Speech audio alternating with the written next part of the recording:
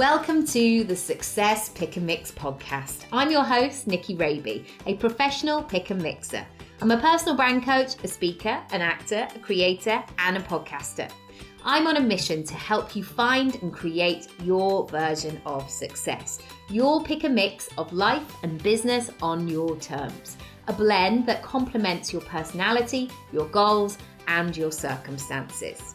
Since 2018, I've been sharing interviews and mini episodes to help you unlock your next step, to make it real and make it happen. Round here, we dream big. We go for the ideal version. We talk about money and make moves our future selves would be proud of.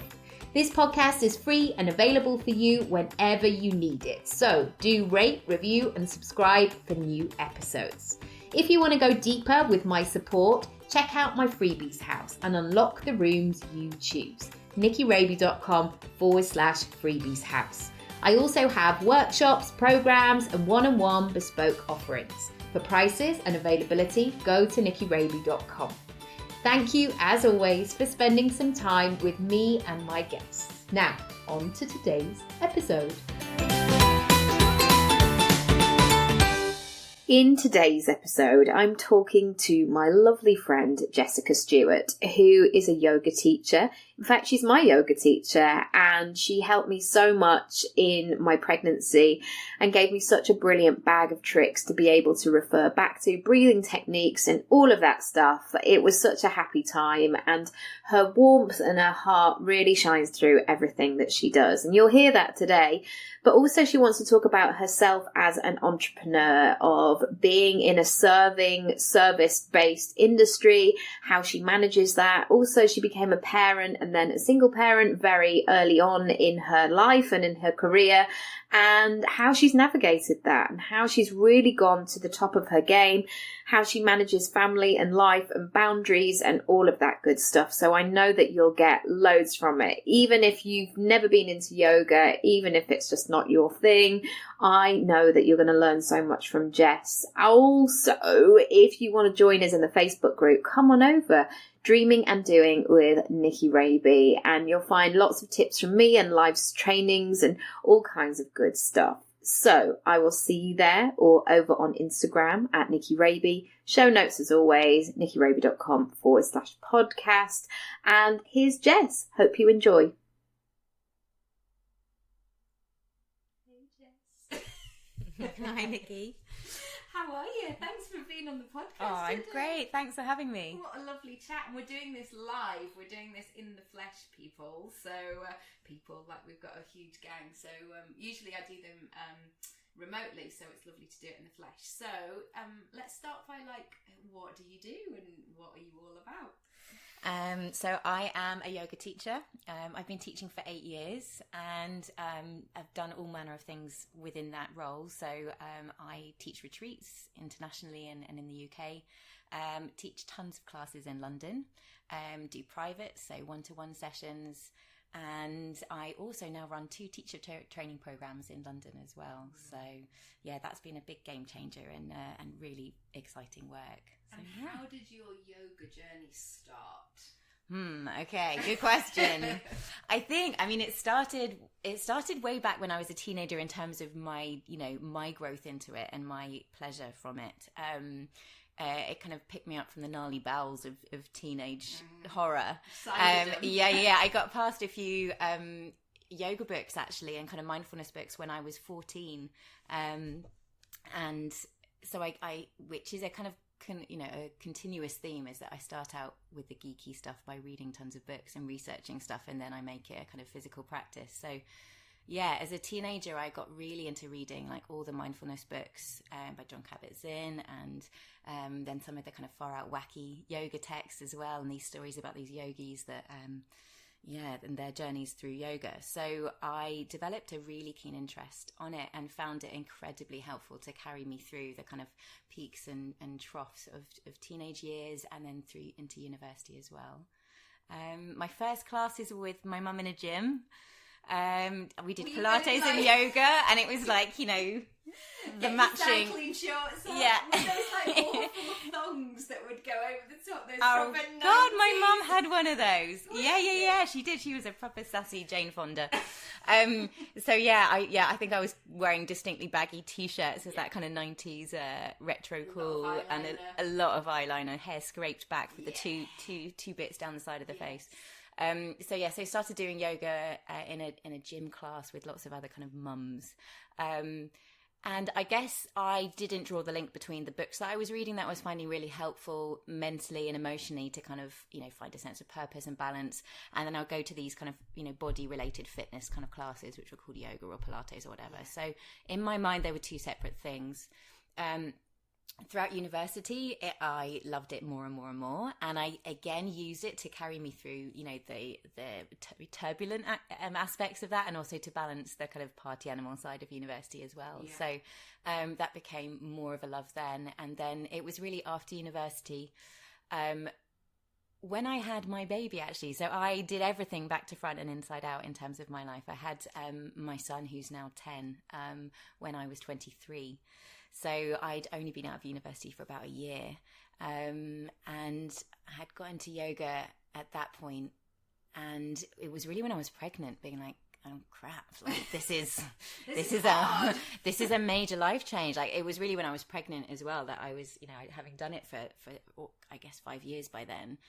When I was pregnant, I was like, wow, okay, I'm facing one of the biggest, or the biggest life challenge at a time that I wasn't expecting to. And so that's when I think the dots came together in terms of the mindfulness stuff that I've been reading and into, and the physical practice that I've been doing on and off for some time. Those two aspects really came together as like, wow, I need to really look after my body because it's holding and nourishing a baby, and I need to really look after my energy levels and my mind so that I'm emotionally and mentally really present and there to face these challenges and make it work, at that young age. So that's when I really became embedded in the practice, and it became a real solace and recharge point, and continued to do, continued that way all the way through birth. And then once he was a baby again, like it was my real, my recharge point. But as a result, it's quite an unusual way into yoga for most yoga teachers, because most teachers would, go out to a lot of classes in their 20s and stuff like that, and really have a teacher to follow. Whereas a lot of my early practice was really self-led. I read tons of books and would kind of build a practice based on what I'd read. There wasn't even that much online stuff then, back in the dark ages. I don't think, did we have the internet? We have the internet, yeah. I think I had a laptop. Oh no, I didn't actually. It was one of those big iMac, like the one that's like needs a whole room to house the big white screen. Yeah, totally. So it definitely wasn't there, but it was a case of ordering books online or from the library and reading them and looking at the pictures of the asanas and reading how you need to apply technique and understanding the principles of yoga. So again, like it was, I was reading it cognitively and understanding the theory, and then just being on my mat by myself and trying to figure it out. So I would travel up as Mabon, my son, got a little bit older. I'd travel up to London to do classes with the lovely big yoga teachers there, like Stewart and people like that. So that was my kind of mum treat, was to go up to London from where we lived in Sussex to do that. So I get classes every now and then, but that was my way in. I love the way you describe it, because I feel like with a lot of these things, especially like something like Instagram, that it's such an outward thing of like, it's the glamour or the leggings that you're wearing or where you have your juice afterwards. And for you, it's always just been that real practical, like, actually I just need to move my body, or I just need to iron this bit out. And kind of you use it as a daily tool in your life, not to sort of show off online. Definitely. Yeah, which is nice. I think there's a privacy and to my practice, and it's a sense of coming home, really, of just being like, okay, let's just check in. And it feels very private, to the point where I'm actually really pushing myself to make sure I go to tons of classes, because I'm lucky enough. The chameleon performance side comes out, but Yeah, now I live in London, which is fantastic. So I've got so many amazing teachers that I can go and practice with. So now I'm really focusing on going and being a student in a group context as well. But it's funny, it feels to me the opposite. I have to learn how to do group classes rather than most people are very dependent on group classes and really struggle with self-practice. Whereas for me, it's the other way around. So, yeah. How did you know that you wanted to train to be a teacher? Good question. So I definitely didn't think I would teach when I started the teacher training. I had actually I didn't think I was actually already teaching meditation and doing art therapy with people in yoga retreat centres before I did my yoga teacher training. And I'd been apprenticing or kind of supporting a teacher that I practice with in Sussex at a small studio there. So for 2 years previous to my actual training, I had been kind of supporting in a kind of backseat way a yoga teacher. And I had been running meditation classes at this retreat venue. So I felt very comfortable in that environment, but the actual idea of teaching yoga asana wasn't the main motivating reason for going. But I was going through a big transition and was thinking about leaving where I was living, and so ended up desperate to go to India and thought while I'm there it just makes sense to do a training and learn more. So it came out that way, really. Yeah. And how old was Maven at this age? So Maven was 2. Whoa, so same as Oscar? Yeah. I'll say it to Matt when he comes home tonight. We're going Yeah. But how was that? That was really full on. Really full on. When I look back at it now, I think it's totally nuts that I did that. But me and Maven's dad had just broken up, but were incredibly supportive friends to each other, even at such a tricky time. And Maven's dad knew that I was really keen to do it, and he was really supportive and really kind of quite insistent that I should go and do it. He had been traveling for a little bit, and he kind of was like, it's totally your turn. You've got to explore and everything and develop this side of you. So I took Maven with me and went out there on my own. And I distinctly remember sitting at the airport with Maven, like him on a little chair opposite me, and just being like, God, this is it. Like the enormity of it, and him not knowing the enormity of it, and just that feeling of I've got to stay so strong and so grounded because I've got to help this transition for him be super smooth. So we'd packed up home completely and left our our home there, and then. And when we were out there, I kind of hired a little house. We didn't do tons of crazy traveling because for me, it was about living somewhere else rather than taking him everywhere, because I think that's much more grounding and stable for a child to not travel around tons. And I do think that's when children get sick, is when they're constantly on the move and their nervous system gets a bit worn out. So we really made home, and he went to like a nursery and things out there. So like where to pitch up? I had a few friends that were able to point me in the right direction that go out there regularly. So so that was really helpful and invaluable. So I basically picked where we went because I knew there was like this eco jungle kindergarten around the corner. And then Maben's dad came out when I did the training to look after Maben while I was on it, and they'd meet up with me at the weekends when we got our like day off. So it was amazing. I couldn't have done it without the support of Maben's dad, and I couldn't have done it without the support of the friends that kind of advised me to go to certain areas, and of the lovely community that I made out there, because traveling with a child is amazing because you connect to other mothers of any nationality. You meet on a common level. Somebody's eyes when you're in an aeroplane with a screaming baby, and you know if somebody's gonna be on side or not. Yeah, totally. Yeah. And Maven had a whale of a time. Like, he didn't get ill at all. He made tons of friends, and spoke bits of Hindi and Russian and German and, you know, as well as English. So he really became like a lovely, wild, happy, robust child in the process, which was really, really lovely to see. So does he still talk about it now? Yeah, he does actually. Yeah, he does. There's just little snapshots of memories, things like the toilets on the trains in India, which are like so shocking. Every child's going to remember it. The fact that there was just poo all over the floor and a hole onto the train track, and you had to hover over this hole and send your inner contents south through the hole. So yeah, so things like that have stayed in his mind, and you know, things the like culture. the music, the music and the people on the street that would come up and talk. And he was like a bright blonde boy. So everyone wanted to touch his hair and his face. So he remembers that feeling of like being mauled and slash worshipped. And he remembers the bus journeys where they play Hindi music like a full blast, and there was like lots of flashing disco lights inside the buses, and you'd end up with like an old lady sitting on your lap or chickens on the side of you, and like it's so colourful and vibrant. It's just so exciting. It's such not an Crouch amazing. End. It is not Crouch End, North London. No, it's not. Don't look at anyone on the underground. Nobody talks to me. Oh my goodness. Keep your personal space. Exactly.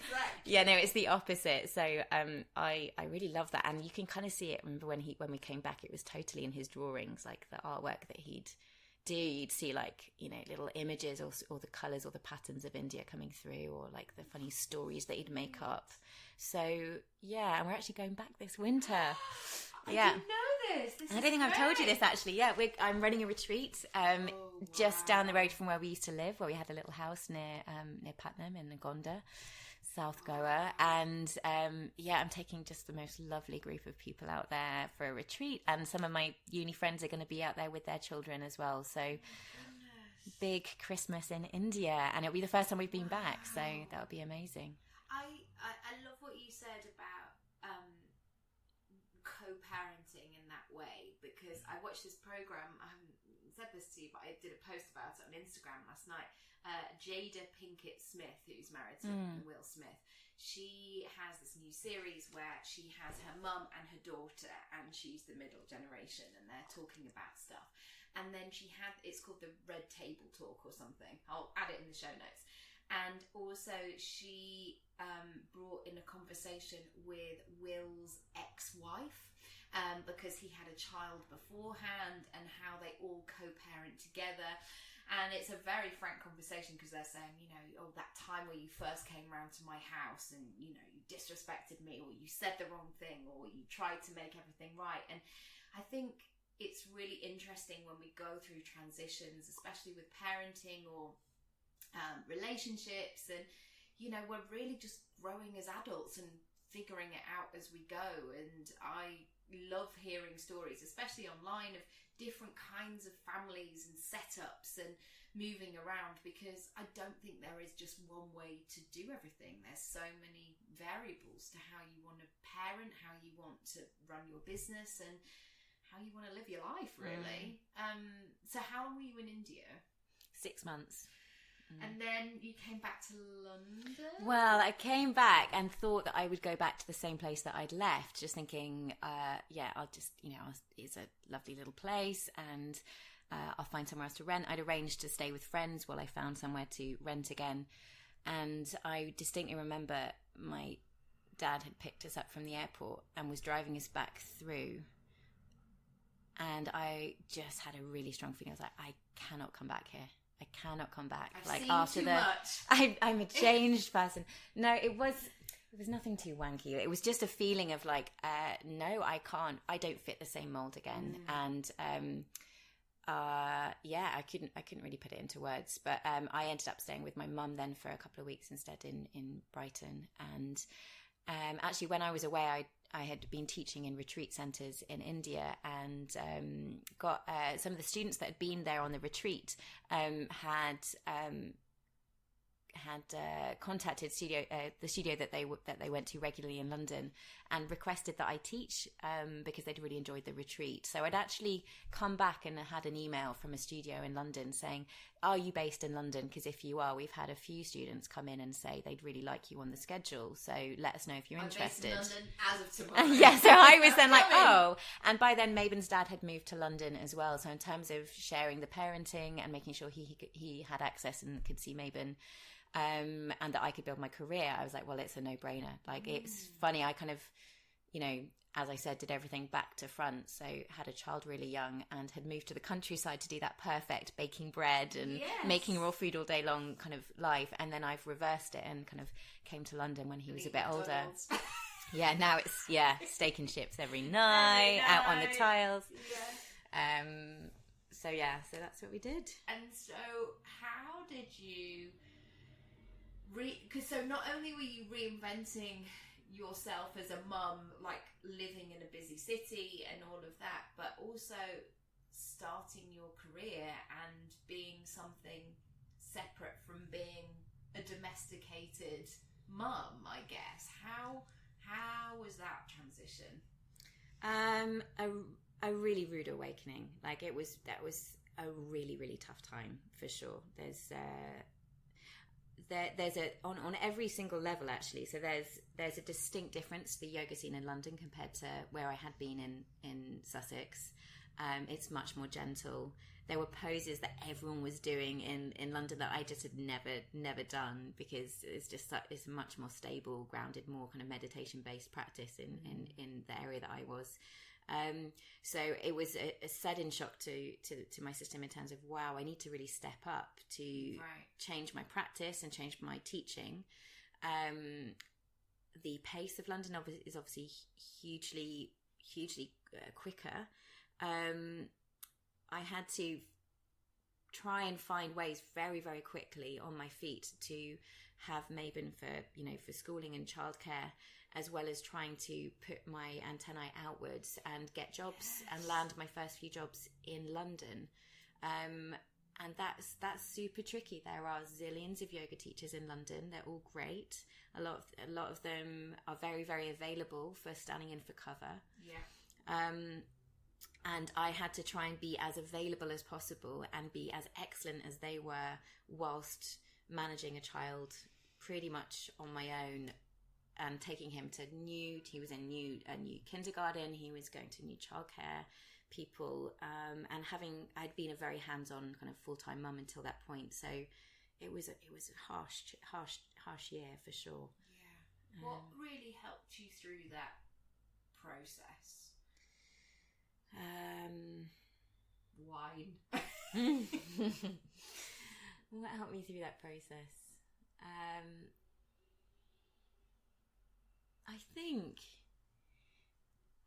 I just really, two things. I think in terms of parenting, Mabon was great. Like he's always been a really solid, grounded child, and you just have to make the best decisions moment by moment in terms of them, and also notice when things are not going well. My first place in London was in Brixton, and we lived down like the dodgiest street there was going. And when he was when he was walking down the street and asking why people were like basically pulling needles out their arms, I was like, we should move, shouldn't we? This is not the right place to go from like Sussex idol.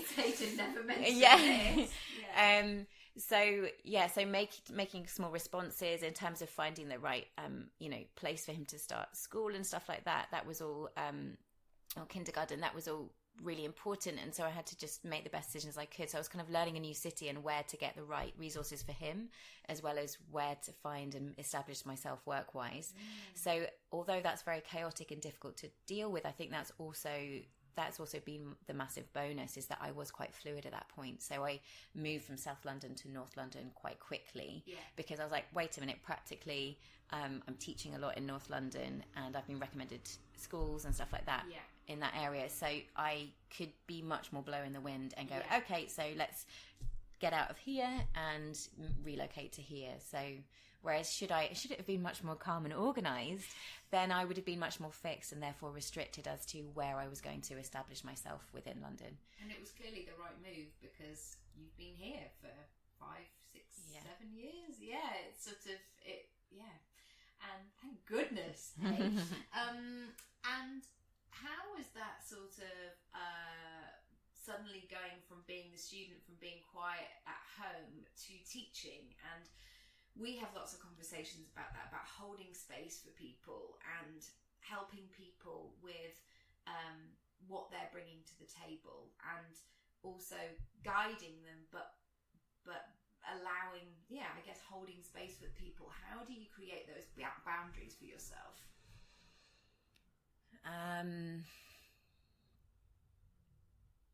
I think going back to the first part of your question about going from a personal practice space into teaching in a very public way, I think interestingly, a lot of us yoga teachers are introverts that are extroverted by necessity of teaching a class. So I would definitely put myself in that camp. I think the bonus of being slightly more introverted in my practice is that I have a greater subtlety and a real sense of how things feel. So I can very easily turn my awareness inwards and feel really, really small, delicate sensations in the body and the mind that I think will be really useful to students, because with that greater sensitivity, that's when the crazies in the mind begin to slow down a little bit and you become more sensitive and less reactive to yourself as well as your body and your practice. So I think the quietness of self-practice is a really beautiful and a very necessary tool for teaching in a very public, out there way. In terms of looking after big groups of students, I think being a mother's been the greatest tool that I've had, to be honest. In a way, like, I had to put myself out there for 2 reasons. One, because I genuinely believe that yoga is incredibly useful and can actually be, life-saving for many, many people in a tangible and in an emotional way. So that passion and that complete belief that it's a hugely beneficial tool to help people feel like they can cope with life, to connect to what makes them shine, connect them back to a sense of being grounded and balanced and even and more passionate and more full of energy and more able to give to the people around them professionally and in their families and relationships. So it was the best thing that I did throughout my pregnancy. It was the thing that just kept everything, all the way, almost all throughout the birth as well, because I didn't have the birth that I sort of thought that I was going to have. But having those tools and those subtleties that you said, it just helped me go with the flow much more, because I felt like I had that toolkit of like, yes, okay, this is a bit wild and this is not how we anticipated, but I'm all right. I've got resources in there, and that's such a lovely thing that you're able to give to people. So that, I think that the total belief in that is what drives me teaching so publicly.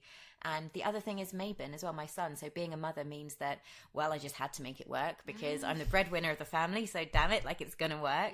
And I think we've talked about this a lot as mothers and entrepreneurs, that actually there's even though it can feel like a big juggling act and sometimes feels a little bit much, it's such a motivating thing being a parent and having to be so responsible in terms of really working and delivering something that will be of benefit to people, because it's not only a passion of yours but also it supports your family.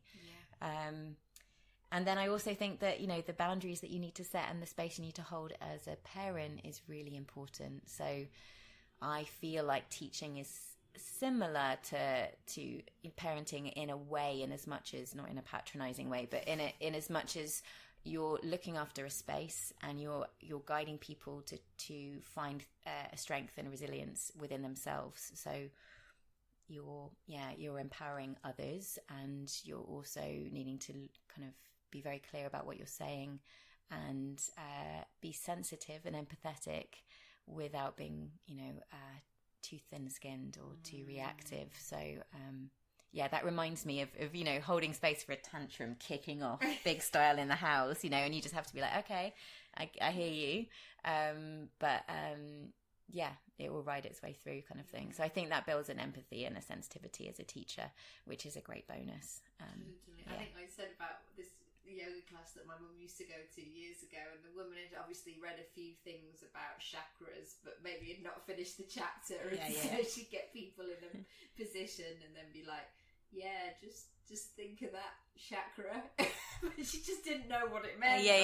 The content. That's it. I know, and I think that's where if you are a parent and a business owner or a kind of a self-employed person, then it's such a great bonus, because you've really been through the rinser. Like, there's no way that you can not be authentic, because if you're, especially like both of us, in the industry where we're looking to support and help people and elevate them and motivate, then not coming in with tons of wishy-washy, airy-fairy, I just have to glide around and smile at people and say namaste. And if you actually are juggling quite a lot of stuff behind the scenes and you've got proper responsibilities, and you know that every day brings challenges as well as great stuff, then I think there's an authenticity and empathy that goes both ways then with your students. So I hope that is what comes through in the classes. Definitely. What would you say to your teenage self now, looking back and sort of at that 14-year-old who was in the lycra? Like, what have you learned along the way? What have been your greatest lessons? Even a couple of them. Greatest lessons, I think leaps of faith, definitely, in terms of the big steps, the leap of faith in my early 20s, that I was going to be okay if I had this baby and still could develop a career. The huge leap of faith of going to India and risking taking a young child with me, which, absolutely went through the rinser with that in terms of how responsible a decision that was. And I had nothing to come back to. I don't know if I'd definitely set it up the same way again. I'd be much more conservative now, I think, with some aspects of that decision. But I wouldn't be where I was if I hadn't have done these quite bold, radical, things. So I would definitely say, keep trusting those big wild decisions, because there's a lot of heart and intuition behind those as well. And once you've got that feeling like this is what I really want to do, then just back it up. Just then put slowly more methodical pieces behind that decision so it makes sense and it holds. In terms of me and my profession, I think, as I was saying to you earlier, and this comes from my teacher, Jason Crandall, who I've done advanced trainings with, is just being much more product oriented than personality based. So kind of, although particularly when you're sharing something that's very personal, such as yoga, or with you with the life coaching, we wouldn't be in this industry if we hadn't have found the process extremely useful. And tough as well. And tough, yeah. But in terms of having longevity in the industry, I think there's a point where you have to really hone your product, as in, like, what is it that I'm actually giving these people? Yes. And it's not me. It's not the me that needs to be at home or needs to go out with friends sometimes, or go for a swim. I'm giving myself as a yoga teacher, and that comes as an archetypal kind of role. So I need to be able to hold space for people and stay calm and grounded when I'm teaching and delivering a sequence, and all the pranayamas and breath work, and I need to be an anchor point for them in their practice, and focusing less on the personality that you think people are coming for, because everyone will be like, Nikki's amazing, it's Nikki's personality, blah blah blah blah blah, which is such a beautiful thing. But as 8 years into the industry, you start to go, oh God, but I have down days too, and I don't know if I can actually sustain this personality that people say that they really need and they really love, and that brings a kind of an inner dialogue that is actually quite depleting. So for me, I as anyone would, you have a kind of word with yourself about it, and it's the being very confident that what you're offering by way of, whether it's a session or one-to-one, or whether it's a retreat or a yoga class, that you're really clear on what you want to offer and why you want to offer it and why you believe it's useful. And you're less there with charisma and the personality and the needing to charm people and the needing to be liked, because that's such a rabbit warren. Because even though it feels euphoric and amazing when someone does feel very, gives you tons of compliments and really is incredibly grateful for you being you, I think there is a downside to that as well. If you feel like, wow, actually today I'm 7 classes in, I am not as shiny and glossy as I was at 6:30 this morning. So then you feel bad about it. Whereas if you're just focusing on actually, no, I believe in yoga. It's not about me and my personality.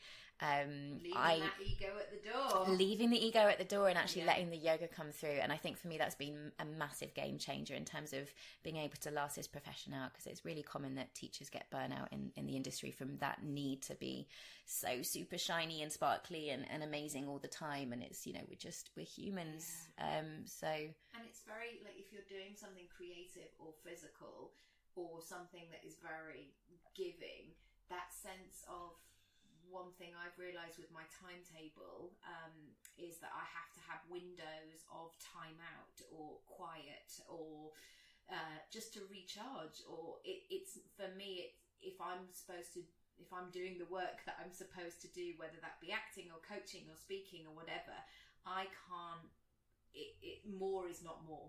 I have to have that sort of light and shade within my week of like as we're talking today, I've got like a vest top and joggers on, and like it's very chilled, it's very home and all the rest of it.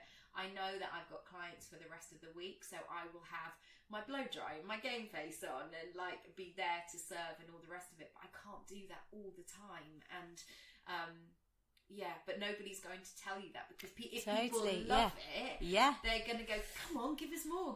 And it's addictive as a teacher. You want to be able to give that. Like it's an amazing feeling to know that you're helping people. And so you have to be really self-disciplined to actually, do the behind the scenes work in terms of, no, today's a quiet day and I'm, putting the fuel back in the tank and making sure that I know who I am outside of my teacher role as well. So I don't become just totally dependent on that presence or that role that I play. And that's exactly what yoga teaches, is about balance and kind of humility as well. So you don't get fixated on any particular role that you play. Yeah, and just playing you don't want to play the part of the Instagram yoga person who is just I mean, I never want to play that part. I always feel like such an idiot posting anything, but it's kind of it's a necessary thing to an extent to keep communicating with the students. But I think a lot of us do feel goons. Totally. I've got one final question, which is, where would you like to be in 5 years' time? Oh, good question. In 5 years' time, I would like to, do you know what? I'd really love to be doing what I'm doing now. I really would. I feel incredibly lucky to do this and to be where I am in my work as well. I hope that I'm still teaching teacher trainings. That for me is really the pinnacle of my career. Like, I couldn't be happier than working with students that are passionate about yoga and dedicated to learning and willing to go through this, quite strong process of studying, practicing a huge amount and developing themselves and thinking about those limiting beliefs. I'm sure tons of that. Who am I to do this? Yeah, hugely. So that for me is the pinnacle. I also still really want to always teach. So for me, it's a real, every class really is a joy. Sometimes it feels a struggle going into teach because I'm knackered, but it's such a pleasure teaching. So I will always want to teach, maybe not as much because I do have to work myself, silly hours at the moment. But hopefully still teaching. And I've got a few other projects that I might like to bring out over the next few years, such as, maybe writing stuff. And hopefully getting some yoga classes online, kind of in honor of the fact that I was that mum at home, unable to get out to classes. It totally makes sense. Even though there's tons out there now, I just feel like, well, it would kind of make sense for me to have some kind of offering or contribution for students that are not able to get out to the class. And somebody needs to hear it from you. I always think that about your classes. Like, I remember distinctly coming to yours for the first time and going, oh, I get it. Oh, she said it. I don't have to be the best. And I remember sort of coming to like the hot yoga thing, and I had all this thing of like, well, I'm a bit ginger and I'm a bit pale, and I'm not good with the heat, and I'm not going to be like good at this, and I'm a bit out of practice, and all this kind of nonsense going on in my head. And you were just like, just go at your own like, you wouldn't have said, shut up, come on, just get on with it, but you just were so understanding of like, it's fine. And I think before, when I'd gone to yoga classes, I was like, oh, I had that like ex-dancer in the back. I've got to be the best, or the bendiest, or the stretchiest, and you know, it's not about that. Yeah, totally. Yeah. And also, you helped my baby come in the world. Oh, I know. I was lucky enough to have Nicky in my first group of pregnancy classes, actually. Yeah, which was just such a pleasure. Oh my goodness. And yeah, I feel very emotional thinking about it, because I think, yeah, that was like, it felt a long 10 months, a long 40 weeks and 4 days. And I know that it could have gone different ways on the day, and very happy that it didn't. Yeah. He's here, and that's lovely. Oh, and he really is. He's an absolutely gorgeous boy. If people want to come and chat with you and find out more, where shall they go? So I have a website with tons of yoga blogs on, which you're more than welcome to dip into, and a couple of online classes if you sign up to the website, and that's jessicastewartyoga.com. I on Instagram at JessYogaRadiance. And I teach in several studios across London, so Yoga Centric and Centric 3 Tribes, Tri Yoga in Shoreditch, Camden and Soho, and then a yoga loft in Queen's Park as well. So yeah, I'd really lovely come and say hi if you've listened to this and you come to class. I'd really love to say hi to you. And Jess is really she's an amazing teacher. You're gonna like be lying down at the end going, I just don't want to leave, I'm going to stay here. It's so thanks, nice. Nicky. I remember a new dad actually coming to one of the classes once, and I think he was just there for the sleep. So I remember catching your eye and going, okay, he's still lying down. Yeah. I don't think it's because he's struggling. Yeah, and there's sometimes a few distinct snores, which are hilarious. This is my favourite moment in yoga. Yeah, you can bring all your noises with you. It makes my day very entertaining. The competitive sweaters who like to drip on your mat. You're like, dude, what are you doing? Thank you. Pleasure. Oh, thanks so much, Nicky. I adore you. All right. Lots of love. Later. Bye.